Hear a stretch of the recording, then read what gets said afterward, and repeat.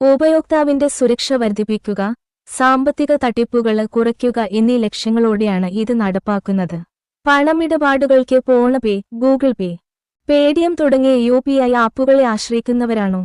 എന്നാൽ UPI ഇടപാടുകൾക്ക് national payment corporation of India ഏർപ്പെടുത്താൻ പോകുന്ന പുതിയ നിയമങ്ങൾ നിങ്ങൾ തീർച്ചയായും അറിഞ്ഞിരിക്കണം. റിപ്പോർട്ടുകൾ പ്രകാരം UPI ഫീച്ചറുകളിൽ ഏറ്റവും കൂടുതൽ ഉപയോഗിക്കുന്ന പീർ-ടു-പീർ അഥവാ P2P ഇടപാടുകൾ നീക്കം ചെയ്യും.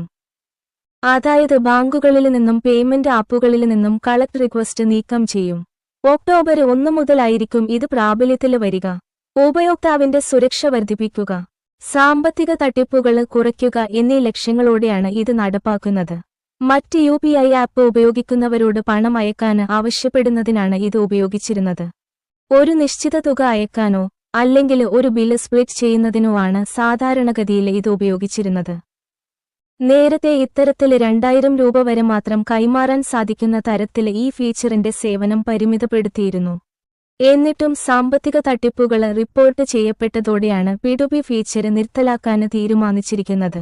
ഇതോടെ QR കോഡ് സ്കാൻ ചെയ്തോ പണം അയക്കേണ്ട വ്യക്തിയുടെ UPI ആപ്പുമായി ബന്ധിപ്പിച്ചിട്ടുള്ള ഫോൺ നമ്പർ തിരഞ്ഞെടുത്തോ മാത്രമേ പണം അയക്കാൻ സാധിക്കൂ.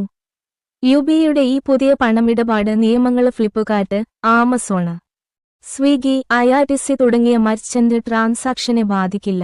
എന്നിരുന്നാലും പണിടപാട് പൂർത്തിയാക്കുന്നതിനായി അവർക്ക് റിക്വസ്റ്റ് അപ്രൂവ് ചെയ്യേണ്ടിയും UPI പിൻ നൽകേണ്ടിയും വരും.